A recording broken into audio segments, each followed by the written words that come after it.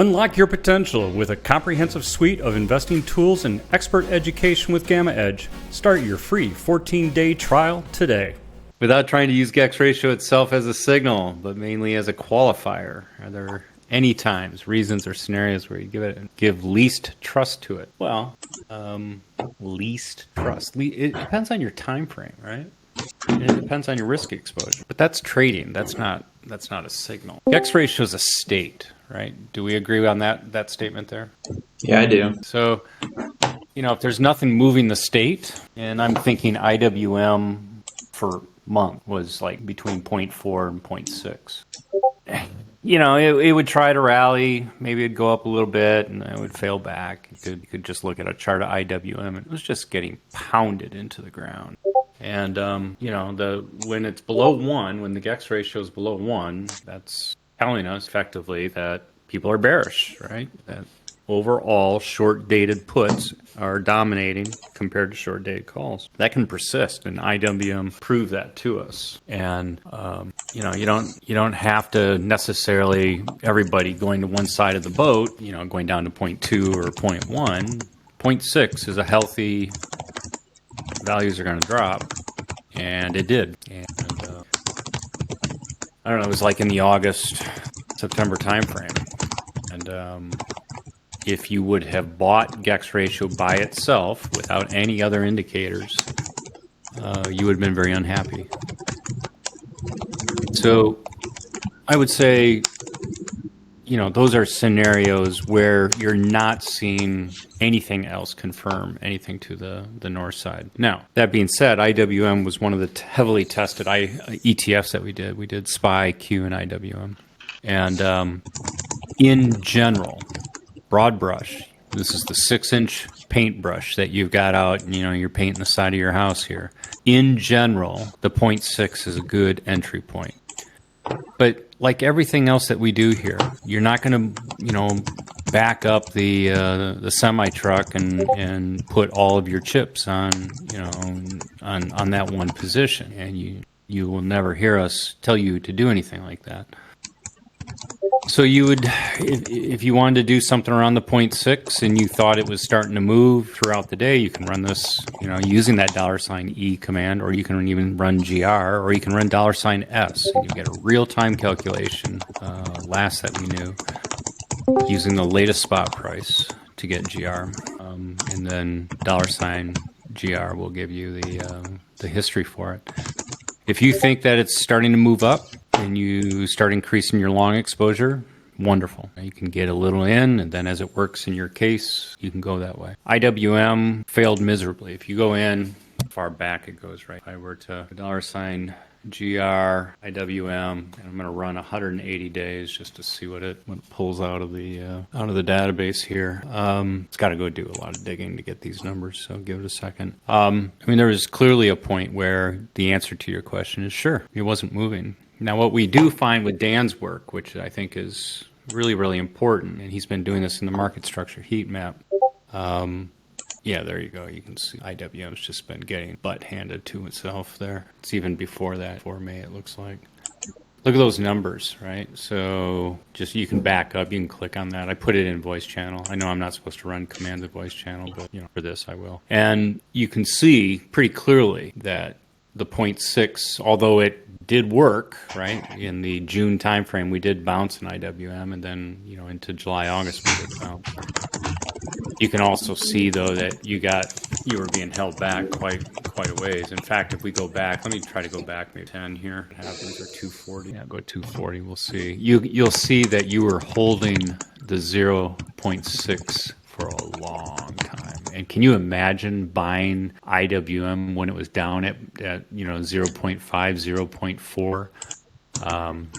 And maybe, just doing a 4-week call on it and, coming back and realizing that spot price hadn't moved, yet you completely had decayed. There we go. This shows it really, really well, right? So you can see coming down into March, it was down below 0.4 after that collapse. And that's a pretty bearish sign there, right? So that's 0.3, 0.4, and historically, IWM to be that low, I mean, those are buying points. But time is important. You can see that it held this extremely suppressed area. CM, do you see that?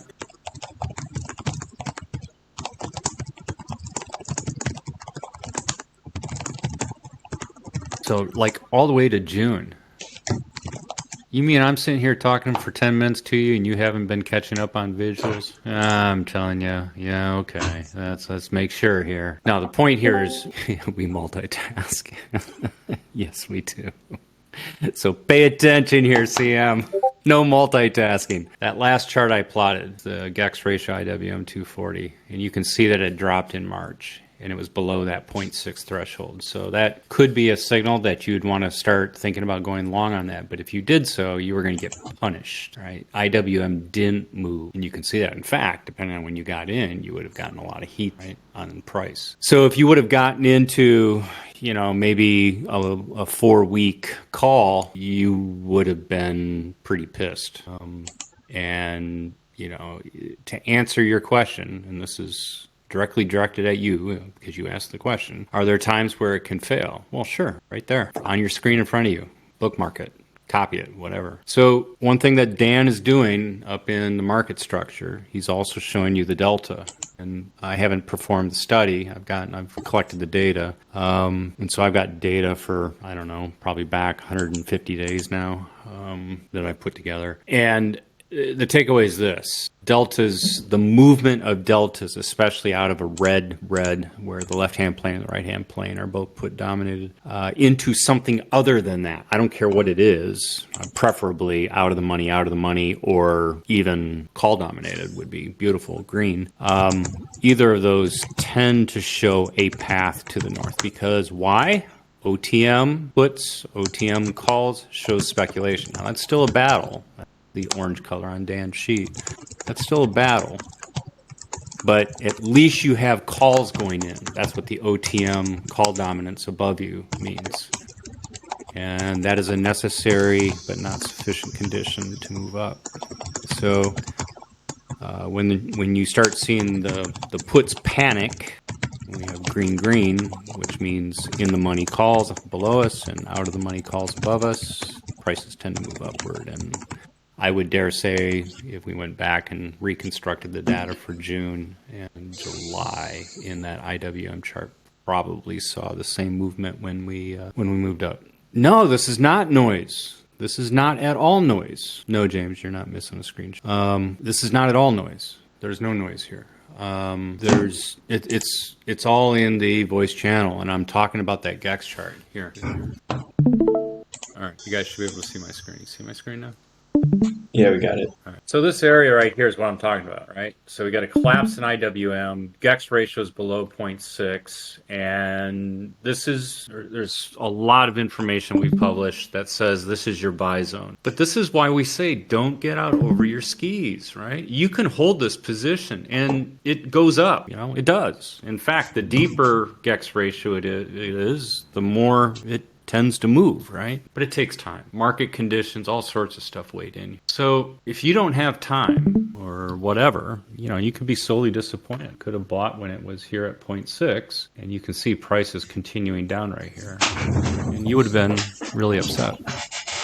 So, and this is going to be the final nail in this coffin on this answer.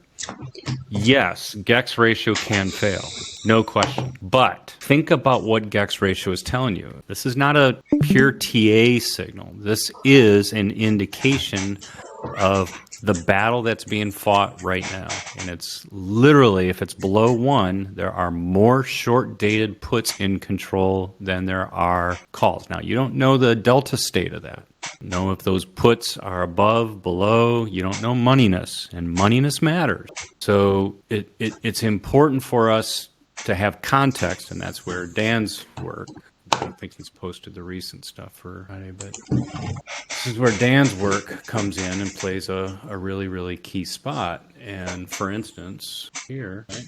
So look, he's got the GEX ratio right here. Right? So you can look back very quickly and get an update of what's going down. So I would just offer to everyone Yes, things can be red for quite a while, but when you start seeing the transition out of reds, you might want to start paying attention.